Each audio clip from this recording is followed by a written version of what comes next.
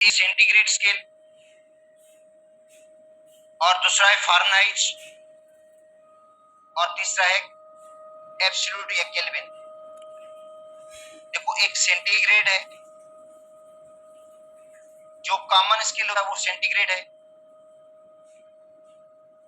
बेटा कॉमनली, और जो क्लिनिकल टेम्परेचर होता है क्लिनिकल में जो डॉक्टर इस्तेमाल करते हैं थर्मामीटर, उसके अंदर जो स्केल यूज होता है वो होता है फारेनहाइट, और जो इसका एसआई यूनिट है वो है केल्विन। बेटा टेम्परेचर का जो एसआई यूनिट होता है वो केल्विन होता है। देखो एसआई यूनिट केल्विन है, कॉमन जो स्केल है वो सेंटीग्रेड है, जो मेट्रोलॉजिस्ट टेम्परेचर यूज करते हैं वो सेंटीग्रेड वाला होता है। देखो मौसमियात वाले जो खबरें बताते हैं उसमें जो टेम्परेचर बताते हैं बेटा वो सेंटीग्रेड में होता है। और जो डॉक्टर के पास जाएंगे तो क्लिनिकल में जो डॉक्टर की क्लिनिक है वहां पे जो टेम्परेचर यूज करते हैं थर्मामीटर के जरिए मेजर करते हैं वो होता है फारेनहाइट में, और जो उसका एसआई यूनिट है वो केल्विन में होता है। और जो गैसेस प्रॉब्लम करेंगे हम, गैस के प्रॉब्लम करेंगे उसके अंदर हम यूज करते हैं एब्सोल्यूट टेम्परेचर। तो तीन स्केल से बेटा टेम्परेचर के। अच्छा अब ये बेस्ड किस पे है बेटा? ये melting point of ice and boiling point of the ice. अगर सेंटीग्रेड स्केल में देखेंगे बेटा, सेंटीग्रेड स्केल में अगर आप देखेंगे तो melting point of ice 0 degree centigrade है। देखो सेंटीग्रेड स्केल में जो मेल्टिंग पॉइंट ऑफ आइस है वो 0 डिग्री सेंटीग्रेड है, और जो बॉइलिंग पॉइंट वाटर का होता है वो 100 डिग्री सेंटीग्रेड है। तो इनमें जो डिफरेंस है वो 100 का है बेटा। देखो melting point of ice 0 degree centigrade और boiling point of water 100 degree centigrade, तो इनमें जो डिफरेंस आता है देखो वो आता है 100 का। ठीक है, 100 के डिफरेंस है। और एक पार्ट को हम क्या कहेंगे? 1 डिग्री सेंटीग्रेड। एक पार्ट को हम कहेंगे 1 डिग्री सेंटीग्रेड। तो देखो इसके अंदर भी ये लिखा है सेंटीग्रेड स्केल।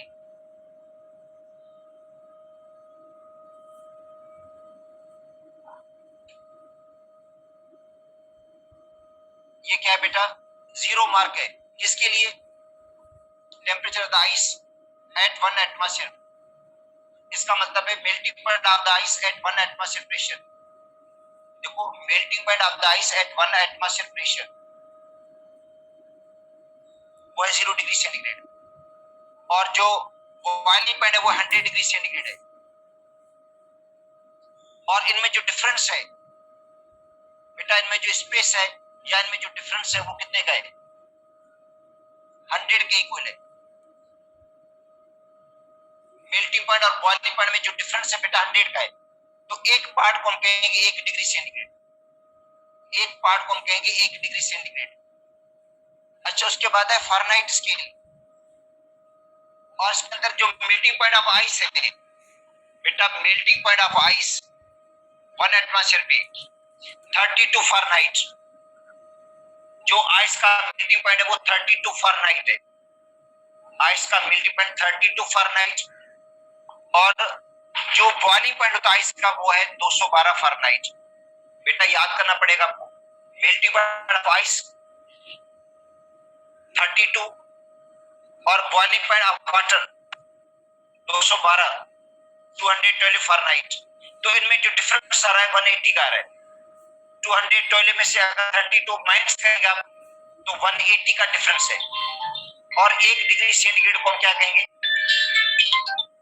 बेटा? एक जो डिग्री है, अब देखो इसके अंदर डिफरेंस 180 का आता है, इसमें जो डिफरेंस है बेटा 180 का है। तो एक को हम क्या कहेंगे? एक पार्ट को हम कहेंगे 1 फारेनहाइट। तो 1 फारेनहाइट 1 डिग्री सेंटीग्रेड के बराबर नहीं होगा बेटा। 1 फारेनहाइट 1 डिग्री सेंटीग्रेड के बराबर नहीं होगा, क्योंकि उसमें सेंटीग्रेड में जो डिफरेंस है वो बेटा 100 का है मेल्टिंग पॉइंट और बॉइलिंग पॉइंट के दरमियान, और फारेनहाइट स्केल में जो मेल्टिंग और बॉइलिंग पॉइंट के दरमियान डिफरेंस है 180 का है। तो इसका मतलब है अगर आप फारेनहाइट निकालना चाहेंगे तो फारेनहाइट जो 1 फारेनहाइट होगा वो किसके बराबर होगा? 1.8 multiplied by degree centigrade. Degree centigrade को 1.8 से मल्टीप्लाई कर देना, और उसके अंदर फिर ऐड क्या करेंगे हम, 32 भी ऐड कर देना। वैसे अगर एक फ़ारेनहाइट निकालना चाहते हैं 1 डिग्री के बराबर तो इस तरह आप कर सकते हैं, ठीक है। अगर डिफरेंस है तो मैं डिफरेंस की बात कर रहा हूं यहाँ पे बेटा, जो डिफरेंस है, अगर टेम्परेचर 10 डिग्री सेंटीग्रेड है बेटा, टेम्परेचर में 10 डिग्री का डिफरेंस है, डिफरेंस 10 का है, तो वो फ़ारेनहाइट में 18 के बराबर होगा। बेटा देखो, डिग्री सेंटीग्रेड में जो डिफरेंस है वो 10 का है। अगर टेम्परेचर 10 डिग्री सेंटीग्रेड बढ़ता है तो फ़ारेनहाइट में वो कितना इंक्रीज होगा, टेम्परेचर 18 फ़ारेनहाइट हो जाएगा। अगर टेम्परेचर जो है 100 का डिफरेंस आए बेटा, टेम्परेचर में डिफरेंस आए 100 का, तो वो फ़ारेनहाइट में कितने का होगा, 180 का होगा, क्योंकि 1.8 मल्टीप्लाई कर रहे हैं। मैं बता रहा हूं 1 फ़ारेनहाइट मतलब इस तरह का है इनका रिलेशनशिप। डिग्री सेंटीग्रेड को 1.8 से मल्टीप्लाई करते हैं बेटा, डिग्री सेंटीग्रेड को, डिफरेंस की मैं बात कर रहा हूं। अगर आपको डिफरेंस निकालना है तो ठीक है, तब इस तरह करना पड़ेगा आपको।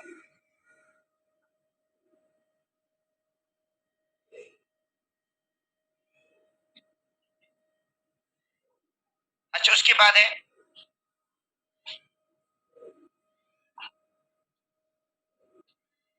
बेटा एब्सोल्यूट टेम्परेचर,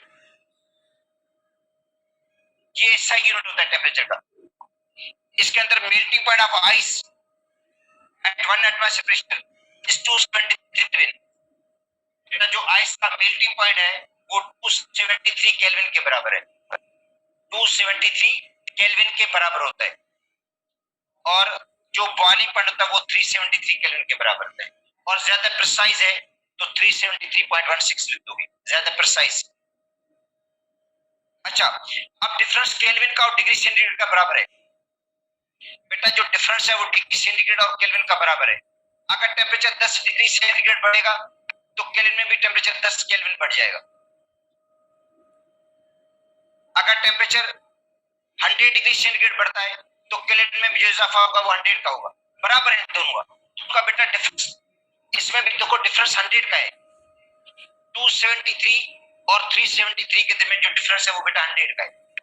और डिग्री सेंटीग्रेड में देखो डिफरेंस, इसका मतलब है टेम्परेचर जितना डिग्री सेंटीग्रेड में बढ़ेगा, डिफरेंस की मैं बात कर रहा हूं बेटा, उतना केल्विन में बढ़ता है। मगर फ़ारेनहाइट के लिए क्या करना पड़ेगा, फिर जो आप टेम्परेचर डिग्री सेंटीग्रेड में बढ़ाएंगे उनको 1.8 से मल्टीप्लाई करेंगे तो फ़ारेनहाइट का डिफरेंस मिलेगा। फ़ारेनहाइट का डिफरेंस जो है, क्योंकि फ़ारेनहाइट जो है ना उसमें जो डिफरेंस है 180 का है, मेल्टिंग पॉइंट और बॉइलिंग पॉइंट के दरमियान, और डिग्री सेंटीग्रेड में जो डिफरेंस है वो बेटा 100 का है, तो ये बराबर नहीं है। इसलिए अगर आप डिफरेंस निकालना चाहते हो तो डिफरेंस के लिए हम कर सकते हैं, नहीं तो इसमें कैलकुलेशन भी है।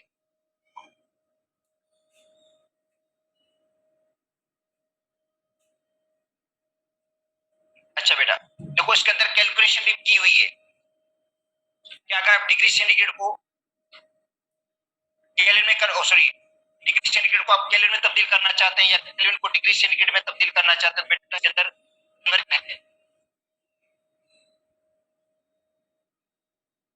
देखो,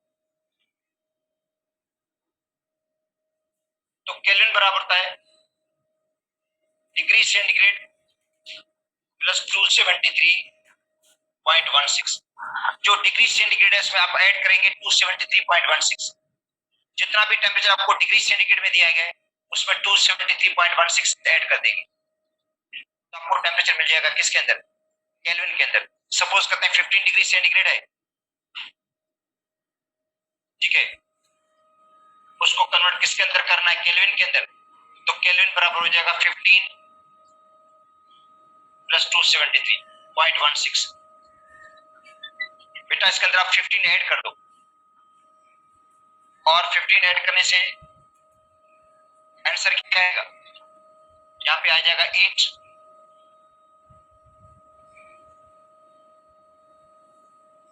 288.16।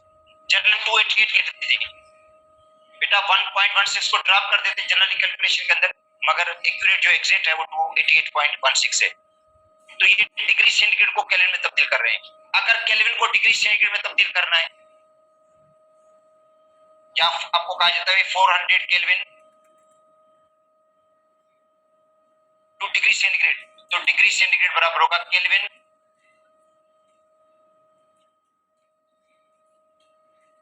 माइनस 273.16। तो 400 माइनस 273, क्योंकि इसको हम ड्रॉप कर देते हैं, ज्यादातर कैलकुलेशन में ये पूरा नहीं लिखते हैं, 273 कर देते हैं, तो जवाब हो जाएगा 127 डिग्री सेंटीग्रेड। अच्छा, उसके बाद है, अगर फ़ारेनहाइट को आप कन्वर्ट करना चाहते हैं डिग्री सेंटीग्रेड में, देखो convert 212 Fahrenheit two degree centigrade, 212 Fahrenheit है, उसको डिग्री सेंटीग्रेड में तब्दील करना चाहते हैं, तो बेटा इसका भी फार्मूला है, देखो डिग्री सेंटीग्रेड का, यह 5/9 F माइनस 32। बेटा जो फ़ारेनहाइट है, फ़ारेनहाइट माइनस 32, फ़ारेनहाइट में से 32 क्या करेंगे आप लोग, माइनस करेंगे, उसके बाद मल्टीप्लाई करेंगे 5/9 से। देखो फ़ारेनहाइट माइनस 32 मल्टीप्लाइड बाय 5/9, ठीक है, तो 5/9, और ये फ़ारेनहाइट में कितना दिया गया आपको बेटा, 212 है, माइनस 32, तो 5/9 मल्टीप्लाइड बाय 180, क्योंकि 212 में से जब 32 माइनस करेंगे तो जवाब आएगा 180, और 180 को मल्टीप्लाई कर दें आप 5 से और डिवाइड कर दें 9 से, तो जवाब आ जाएगा 100 डिग्री सेंटीग्रेड। बेटा 100 डिग्री सेंटीग्रेड, 212 जो फ़ारेनहाइट है वो 100 डिग्री सेंटीग्रेड के बराबर है, या convert 100 degree centigrade to Fahrenheit, 100 degree centigrade को फ़ारेनहाइट में तब्दील कर दें, तो बेटा फ़ारेनहाइट का फार्मूला है 9/5 degree centigrade, 9/5 degree centigrade plus 32। देखो 9/5 डिग्री सेंटीग्रेड और प्लस में 32, तब देखो 9/5 मल्टीप्लाइड बाय 100 प्लस 32, तो 5 का 100 को कितनी बार लगेगा, 20 बार, बेटा 5 का 100 को लगेगा 20 बार, और 9 से इसको मल्टीप्लाई करेंगे तो जवाब होगा 180 प्लस 32, तो जवाब होगा 212 आएगा, आ जाएगा फ़ारेनहाइट। अच्छा, कौन सा टेम्परेचर है जिसमें ये दोनों बेटा इक्वल हो जाते हैं, तो ये इक्वल होते हैं -40 डिग्री सेंटीग्रेड बराबर होता है बेटा, -40 डिग्री सेंटीग्रेड बराबर होता है -40 फ़ारेनहाइट, ये दोनों बराबर है। देखो -40 डिग्री सेंटीग्रेड बेटा, माइनस का 40 डिग्री सेंटीग्रेड बराबर है किसका, -40 फ़ारेनहाइट, दोनों इक्वल हो जाते हैं, दोनों समझे मैच हो जाते हैं। -40 डिग्री सेंटीग्रेड को आप कन्वर्ट कर दें फ़ारेनहाइट के अंदर, या -40 फ़ारेनहाइट को आप कन्वर्ट कर दें किसके अंदर, डिग्री सेंटीग्रेड के अंदर, तो बेटा आंसर दोनों का बराबर हो जाएगा, दोनों बराबर हो जाते हैं, -40 डिग्री सेंटीग्रेड और -40 फ़ारेनहाइट दोनों बराबर हो जाते हैं। तो ये था बेटा measurement of the temperature, temperature को मेजरमेंट करने के लिए जो डिफरेंट टेम्परेचर के जो स्केल्स हैं, जिसमें सेंटीग्रेड स्केल है, जिसके अंदर फ़ारेनहाइट है, और जिसके अंदर जो है वो है केल्विन स्केल है, टेम्परेचर केल्विन स्केल में, तो एसआई यूनिट जो है वो केल्विन है। जो क्लिनिकल टेम्परेचर है बेटा, क्लिनिक में जो डॉक्टर मेडिसिन मतलब ये यूज करते हैं बुखार को चेक करने के लिए वो होता है फारेनहाइट में, और जो मौसमियात खाते वाले टेम्परेचर इस्तेमाल करते हैं, ठीक है, मेट्रोलॉजिस्ट, वो होता है डिग्री सेंटीग्रेड। अच्छा, अब उसके बाद है एवागाड्रोस law.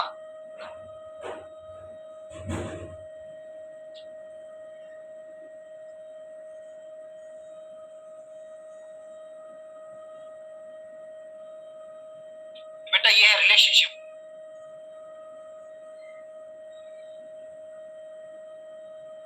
Between volume and number of molecules.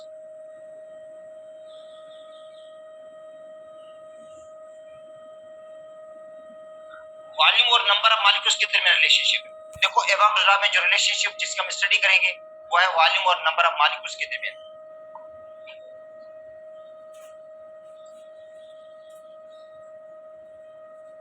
Pressure and temperature,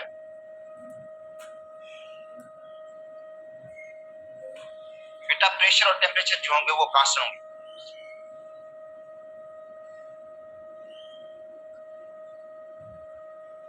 pressure भी कांस्टेंट है और टेम्परेचर भी इसके अंदर क्या होगा, कांस्टेंट होगा। तो एवागाड्रोस लॉ की देखो ये कहता है equal volume of all gases, equal volume of all gases eight same temperature and pressure contain same number of molecules. अगर वॉल्यूम बराबर है, ठीक है, तो उनके अंदर मॉलिक्यूल्स की तादाद भी बराबर होगी। शर्त है कि प्रेशर और टेम्परेचर जो है वो कांस्टेंट हो। प्रेशर टेम्परेचर क्या हो, सेम हो। बेटा प्रेशर और टेम्परेचर को अगर आप कांस्टेंट रखेंगे तो अगर वॉल्यूम बराबर है तो मॉलिक्यूल्स की तादाद भी बराबर होगी, ठीक है। भले गैसेस डिफरेंट हो, डिफरेंट गैसेस हो, उनके वॉल्यूम बराबर है तो उनके अंदर मॉलिक्यूल्स की तादाद बराबर होगी। या दूसरा है कि वॉल्यूम जो है वो डायरेक्टली प्रोपोर्शनल है नंबर ऑफ मॉलिक्यूल्स के। जो वॉल्यूम है वो डायरेक्टली प्रोपोर्शनल है नंबर ऑफ मॉलिक्यूल्स के। तो एक तो डेफिनेशन ये है कि volume of gas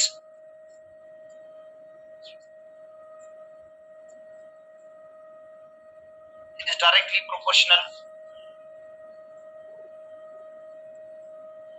to number of molecules.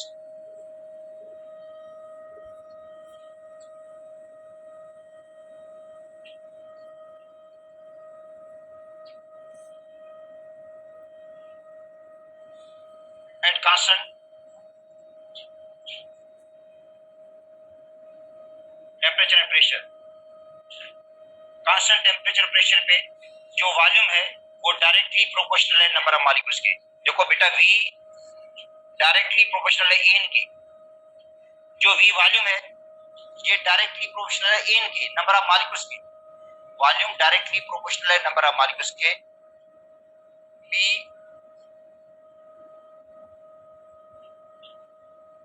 ए को कांस्टेंट रखेंगे हम, प्रेशर और टेम्परेचर को हम कांस्टेंट रखेंगे तो V डायरेक्टली प्रोपोर्शनल है एन के, ठीक है। ये इक्वेशन बन गई 1। प्रोपोर्शनल को रिमूव करेंगे तो कांस्टेंट लगा देंगे, V इज इक्वल टू के इन। के क्या बेटा, प्रोपोर्शनलिटी कांस्टेंट है, या V upon N is equal to K. अच्छा ये कहता है ratio of volume, ratio of volume to the number of molecules is constant. ये कहता है ratio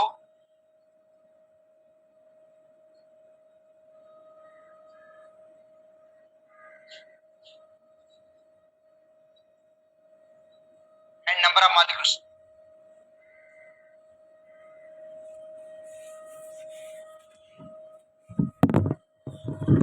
at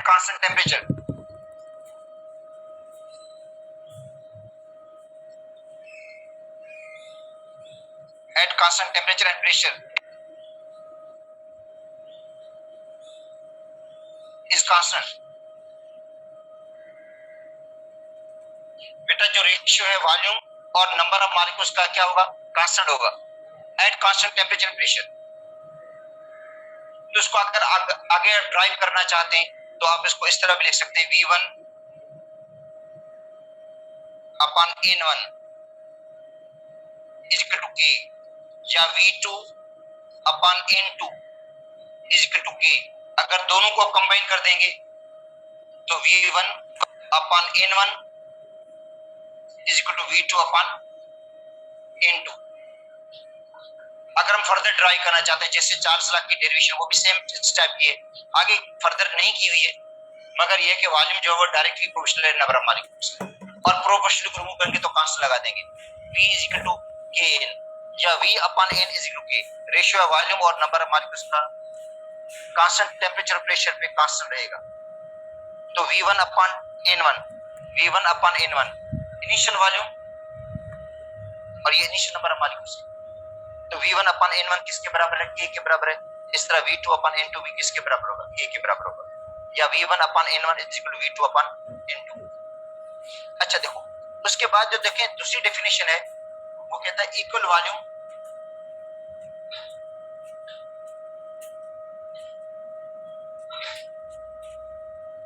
of all gases.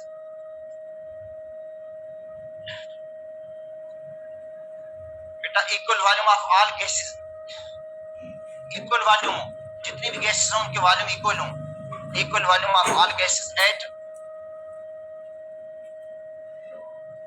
Constant temperature pressure.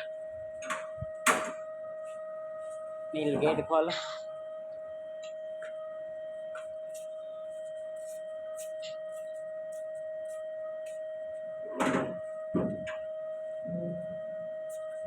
contains same number of molecules।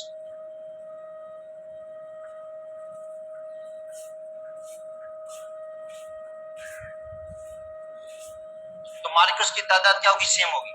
अगर volume बराबर है बेटा, वॉल्यूम इक्वल है तो मॉलिक्यूल्स की तादाद भी इक्वल होगी। देखो 22.414 dm cube of hydrogen gas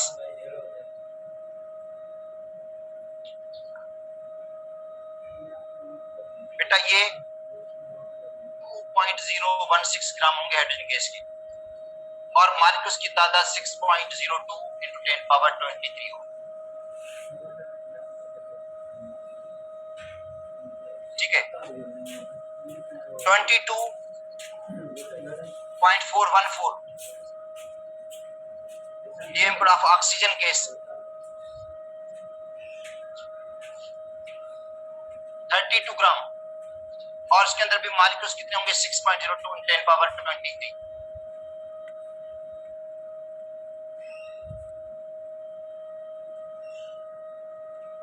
तो अब देखो वॉल्यूम बराबर है, वॉल्यूम बराबर है, उनके अंदर मॉलिक्यूल्स की तादाद भी बराबर, उनके मास बराबर नहीं है, देखो अलग अलग है, मगर वॉल्यूम बराबर है तो उनके अंदर मॉलिक्यूल्स की तादाद बराबर है। 22.414 dm cube of methane gas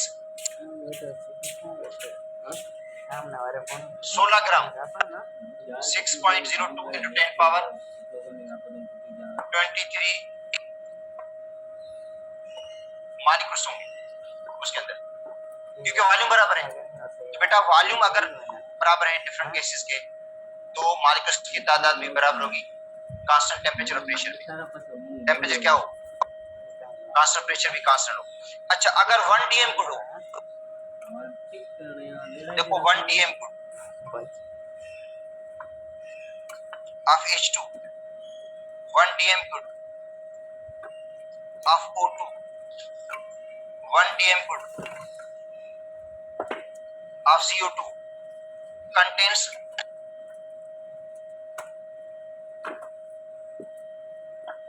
same number of molecules।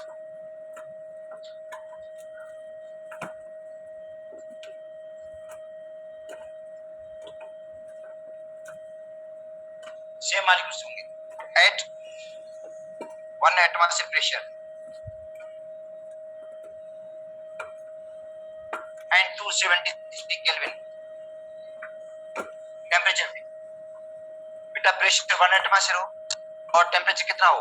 273 kelvin हो, तो 1 dm क्यूब जितनी भी गैसेस के हैं उनके अंदर मॉलिक्यूल्स की तादाद जो होगी वो सेम होगी। ठीक है, देखो 22.4 dm cube 22.414 dm cube of gas contains 6.02 into 10 power 23 molecules.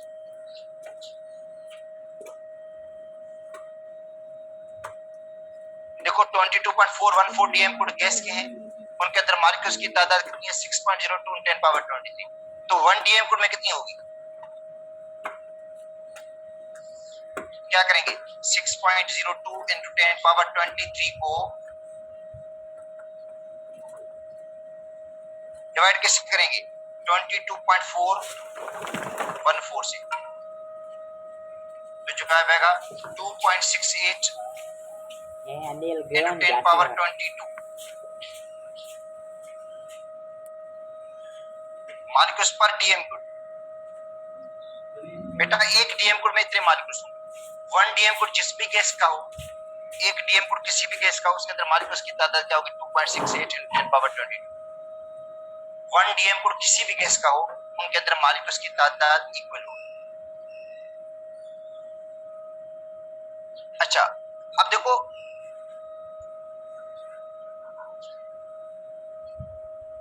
22.414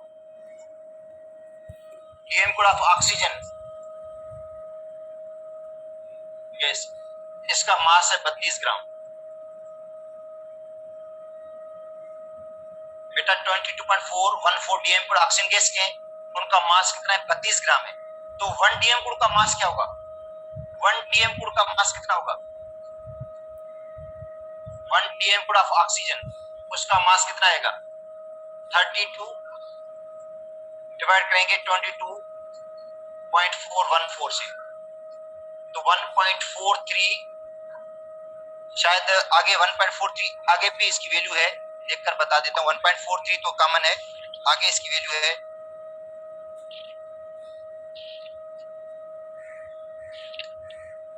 1.4384 ग्राम। ये ऑक्सीजन के 1 डीएम ग्रुप का मास है, 1 डीएम ग्रुप का मास है 1.4384 ग्राम। अगर किसी और गैस का आप 1 डीएम ग्रुप का निकालना चाहते हैं, तरीका यही होगा बेटा, मेथड यही होगा, ठीक है। अच्छा अब 22.414 डीएम ग्रुप अब कार्बन डाइऑक्साइड मास का 44 है बेटा, मास क्या इसका 44 है, ठीक है। तो 1 डीएम गुण का क्या होगा 44 डिवाइड बाय 22.414,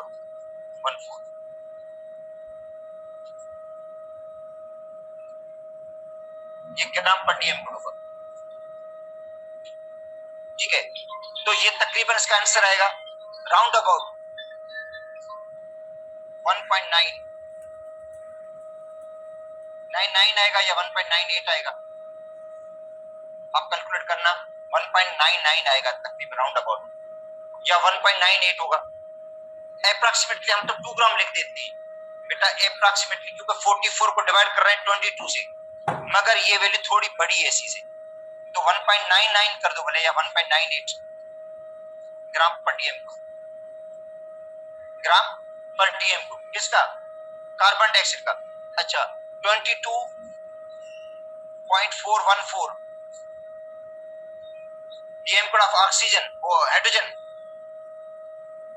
2.016 ग्राम, तो 1 डीएम कोड का क्या होगा, 1 डीएम कोड ऑफ हाइड्रोजन, उसका मास कितना होगा 2.016 ग्राम, डिवाइड करेंगे 22.4 से 414, तो इसका आंसर आएगा 0.0899 ग्राम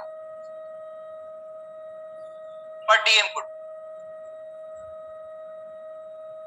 हाँ, अब इन सब में मॉलिक्यूल्स की तादाद बराबर होगी बेटा, इन सब में मॉलिक्यूल्स की तादाद क्या होगी, बराबर होगी, क्योंकि 1 डीएम गुड है। इन सब के अंदर मॉलिक्यूल्स की तादाद क्या होगी, बराबर होगी, मतलब 1.43 0.84 ग्राम ऑक्सीजन एंड 1.98 ग्राम या 9.9 ग्राम जितना भी हो राउंड अबाउट कार्बन डाइऑक्साइड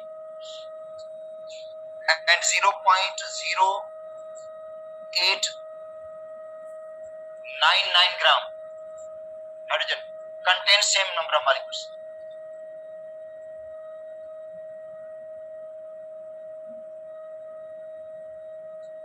इनमें मॉलिक्यूल्स की तादाद सेम होगी क्योंकि बेटा सब 1 डीएम गुड है, ये सब भी 1 डीएम का मास है, ये भी 1 डीएम गुड, ये भी 1 डीएम का मास है, ये भी क्या है 1 डीएम का मास है, तो उसके अंदर मॉलिक्यूल्स की तादाद सेम होगी, contain same number of molecules.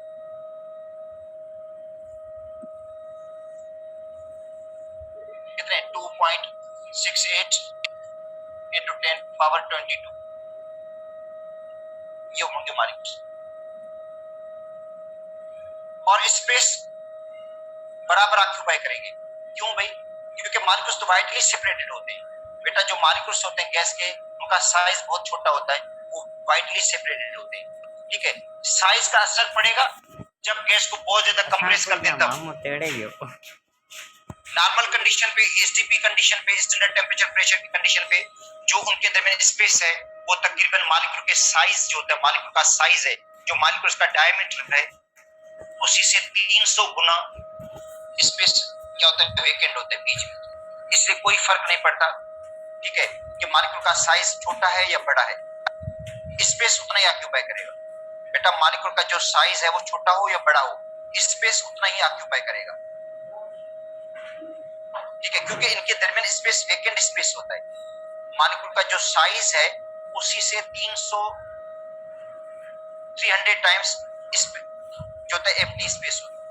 हाँ, जब गैस को हम कंप्रेस करते हैं, क्लोज कर देते हैं, स्पेस को रिड्यूस कर देते हैं, फिर मॉलिक्यूल का जो साइज है उसका असर पड़ता है, ठीक है, वो हम आगे पढ़ेंगे, ठीक है। तो ये हम जो पढ़ रहे हैं वो समझे आइडियल गैस के हिसाब से पढ़ रहे हैं बेटा। ये क्या है, मतलब आइडियल गैसेस को कंसीडर करके हम पढ़ रहे हैं सारा। अच्छा, उसके बाद है जनरल गैस इक्वेशन।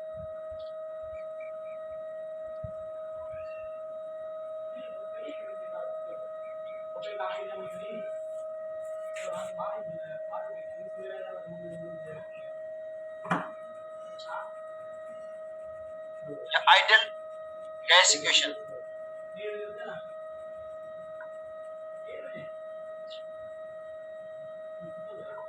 तो बेटा ideal gas equation is a combination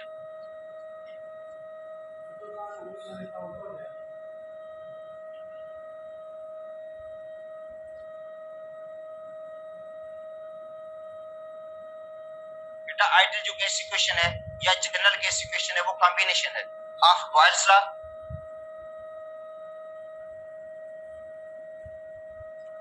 Charles law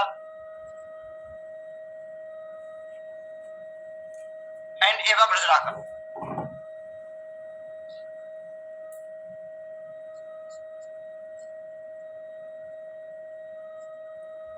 जो अभी आप लोगों ने पढ़ा है, देखो जो जनरल गैस इक्वेशन है वो 3 लॉज की कॉम्बिनेशन है, बॉयल्स लॉ की, चार्ल्स लॉ की और Avogadro law. Boyle's law, Charles law और एवोगाड्रो लॉ। देखो पहले आते हैं बॉयल्स लॉ पे।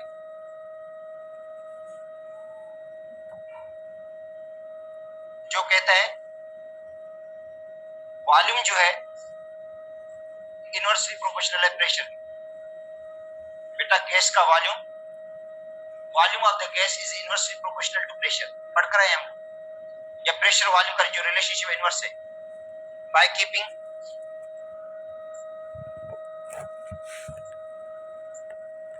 Temperature constant.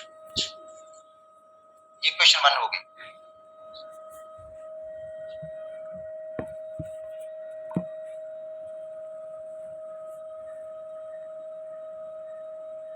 अच्छा, चार्ल्स लॉ क्या कहता है बेटा? चार्ल्स लॉ कहता है वॉल्यूम जो गैस का है वो डायरेक्टली प्रोपोर्शनल है एब्सोल्यूट टेम्परेचर। जो वॉल्यूम है ये डायरेक्टली प्रोपोर्शनल है किसकी? टी एब्सोल्यूट के। बेटा वॉल्यूम डायरेक्टली प्रोपोर्शनल है किसके? Temperature in absolute scale by keeping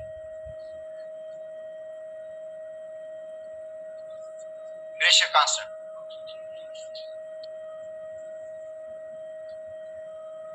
अच्छा, अब आते हैं एवोगाड्रो लॉ।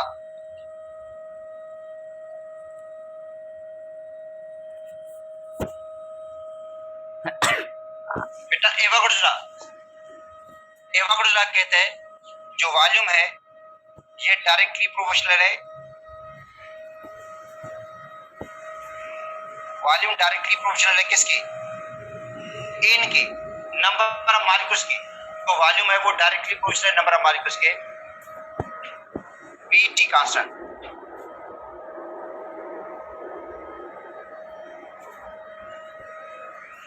प्रेशर और टेम्परेचर को कांस्टेंट रखना पड़ेगा। तो ये तीन लॉज हैं, इन तीनों को कंबाइन करेंगे।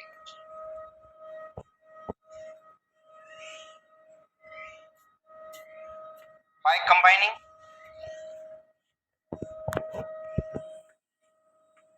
Question 1, 2 and 3।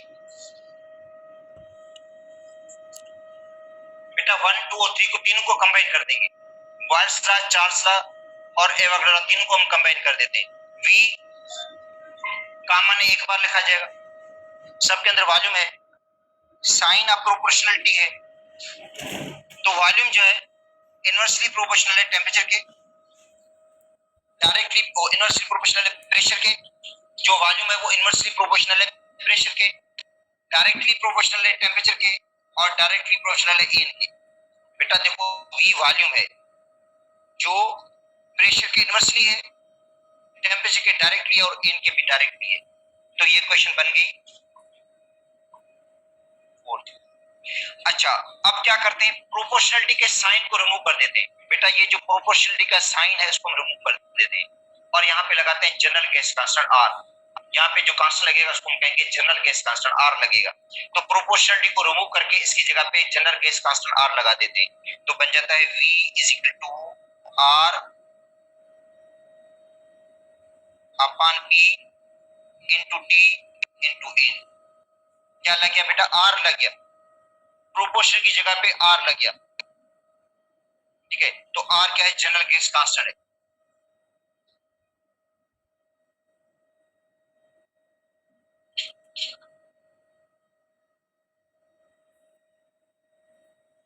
ठीक है, जनरल गैस कांस्टेंट। तो फार्मूला बन गया, देखो V is equal to nRT upon P। बेटा क्या बन गया formula, V is equal to nRT upon P, V is equal to nRT। देखो n R और T आपस में मल्टीप्लाई हो जाएंगे upon P।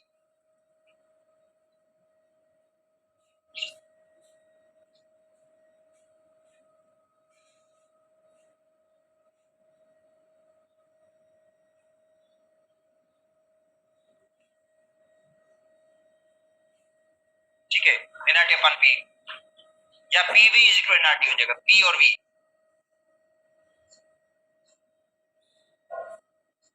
PV is equal to nRT।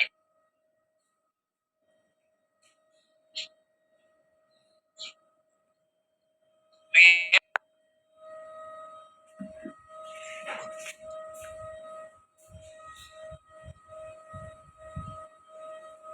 या इक्वेशन ऑफ स्टेट।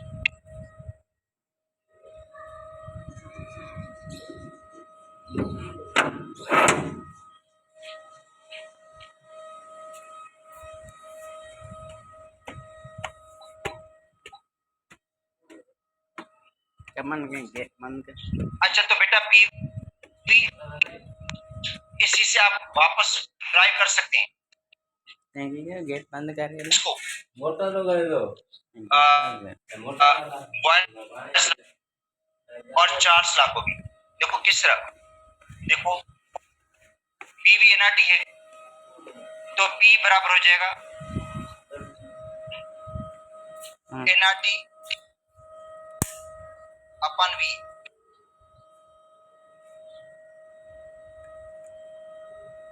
पेपर हो जाएगा nRT या V जो होगा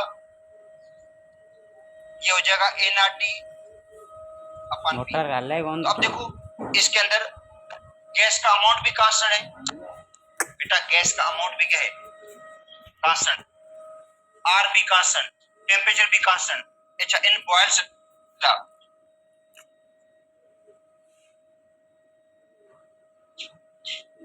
इन टी कांस्टेंट बेटा, इन और टी कांस्टेंट है, इन और टी कांस्टेंट है दोनों, आर भी कांस्टेंट, तो क्या हो जाएगा, वी जो होगा वो क्या हो जाएगा, इनवर्सली प्रोपोर्शनल होगा पी के। सेम हो गया, देखो देखिए, एन भी कांस्टेंट, आर भी कांस्टेंट, आर तो जनरल गैस कांस्टेंट है, टी भी कांस्टेंट, टेम्परेचर भी कांस्टेंट रखते हैं ना बॉयल्स लॉ के अंदर, तो बॉयल्स लॉ के अंदर एन टी कांस्टेंट रखेंगे हम, तो वॉल्यूम और प्रेशर का रिलेशनशिप इनवर्स हो जाएगा बेटा, वॉल्यूम और प्रेशर का रिलेशनशिप क्या हो जाएगा, इनवर्स हो जाएगा। ठीक है, अच्छा अब आते हैं, ये सेम है, V is equal to N R T और P,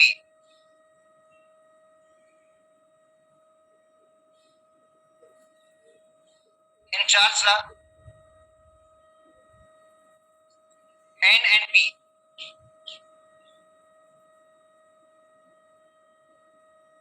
आर कांस्टेंट। देखो बेटा, N और P कांस्टेंट है, देखो इसमें अलग मैं कर देता हूं,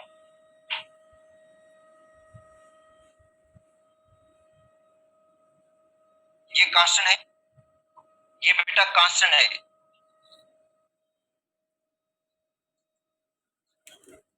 तो बताओ उनका रिलेशनशिप क्या हो गया, अगर ये कांस्टेंट है तो ये क्या हो जाएगा, V is equal to constant upon P, या PV इज इक्वल हो जाएगा बेटा, ये कांस्टेंट है ना, N भी कांस्टेंट, T भी कांस्टेंट, R भी कांस्टेंट, इसकी जगह K लिख दो तो P K के बराबर हो जाएगा। अच्छा, चार्ल्स लॉ में क्या कहता है, N P कांस्टेंट है बेटा, N भी कांस्टेंट है, P भी कांस्टेंट है, ये समझे कांस्टेंट हो गया।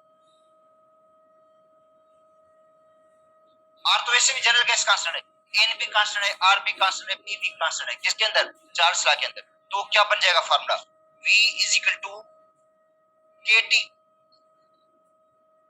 बनेगा ना भाई, ये तो कांस्टेंट है ना, N R P क्या कांस्टेंट, इसकी जगह एक सिंगल कांस्टेंट लगा देते, K लगा देते हैं, तो V किसके बराबर होगा, KT के, या V अपॉन T is equal to K, तो इसी से हम प्रूव कर रहे हैं, देखो, और ये अच्छा आगे आते हैं,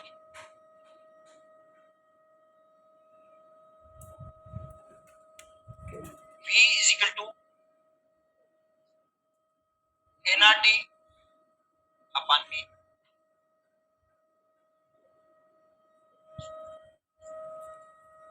इन Avogadro law P and T are constant बेटा, P और T के हैं कांस्टेंट है, अब देखो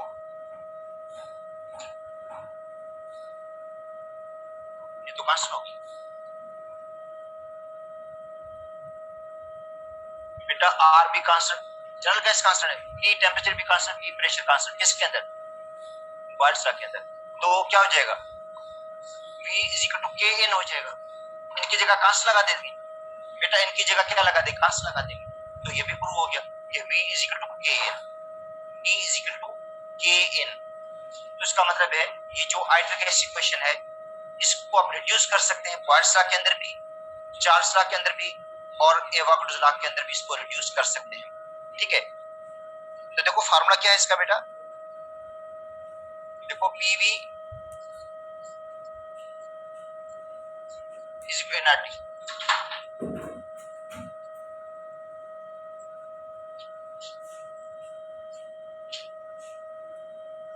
बेटा ये है आइडियल गैस इक्वेशन, और रियल गैसेस पे ये वेल्ड नहीं है बेटा, रियल गैसेस के लिए वेल्ड नहीं होगी, रियल गैसेस को ओबे तब करेंगी जब कंडीशन आइडियल हो, आइडियल कंडीशन में। ठीक है, आगे हम पढ़ेंगे कि जो रियल गैसेस हैं इस फार्मूले को कब ओबे करती हैं, कब इससे डेविएट करती हैं, क्योंकि क्योंकि रियल गैसेस के लिए एक वन डेर वाल्स इक्वेशन होती है बेटा, जो रियल गैसेस हैं उनके लिए वन डेर वाल्स इक्वेशन है, तो वन डेर वाल्स ने इसके अंदर करेक्शन की थी आइडियल गैस इक्वेशन के अंदर, वो हम आगे पढ़ेंगे लास्ट में। तो PV is equal to nRT, यह है आइडियल गैस इक्वेशन, ठीक है। When n is equal to 1 mole,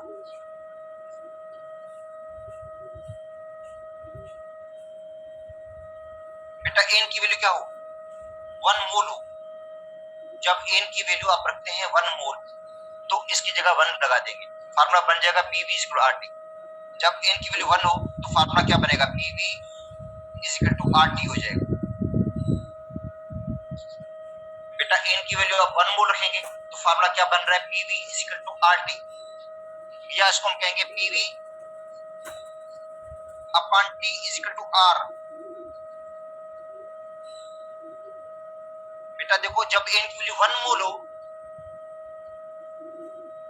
n की वैल्यू क्या हो, 1 मोल हो, तो PV अपॉन T किसके बराबर होगा, R के बराबर हो जाता है, याद कर लो।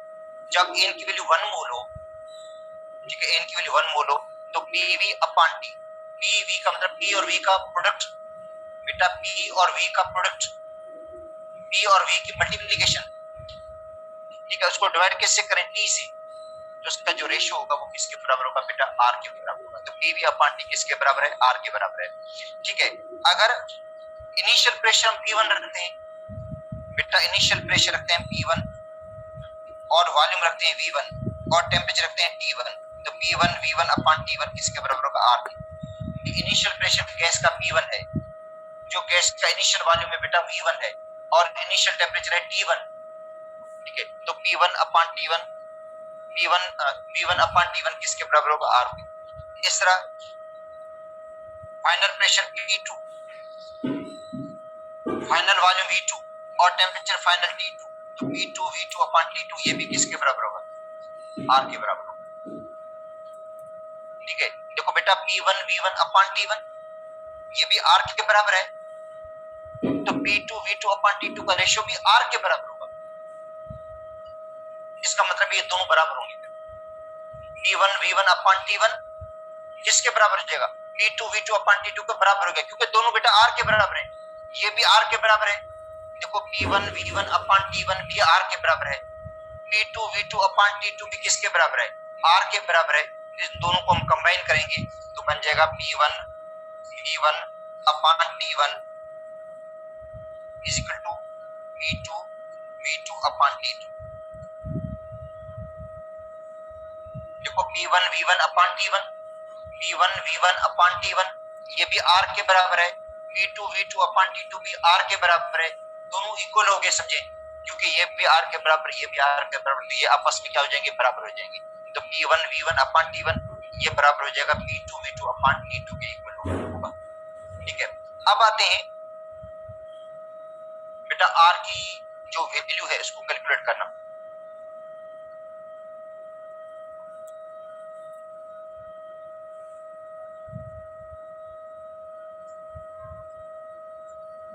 Value of R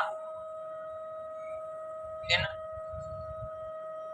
atmosphere dm cube per mole per Kelvin में, ये R का यूनिट है बेटा, atmosphere dm cube per mole per Kelvin। The value of R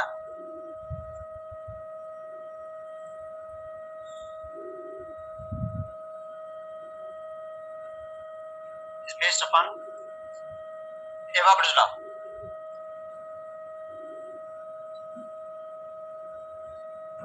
किस तरह, ये कहता है 1 मोल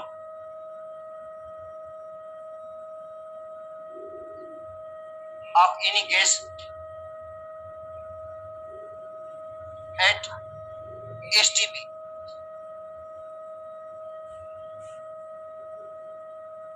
1 atmosphere and 273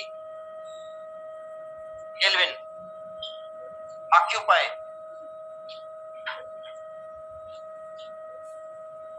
22.4 dm। ये कहता है 1 मोल किसी भी गैस का हो, 1 मोल किसी भी गैस का हो, स्टैंडर्ड टेम्परेचर प्रेशर में कितनी जगह ऑक्यूपाई करता है, 22.4 dm। तो R की वैल्यू हम कैलकुलेट कहां से करेंगे, एवोगाड्रो लॉ से करेंगे। बेटा आर की वैल्यू एवोगाड्रो लॉ से कैलकुलेट होगी। देखो कैलकुलेशंस की होगी एवोगाड्रो लॉ पर, जो कहता है n is equal 1 mole. n की वैल्यू क्या रखी हमने 1 मोल रखी एवोगाड्रो लॉ के मुताबिक। टेम्परेचर कितना रखे रहे 273 केल्विन। प्रेशर कितना है 1 एटमॉस्फेयर स्टैंडर्ड और वॉल्यूम 22.414।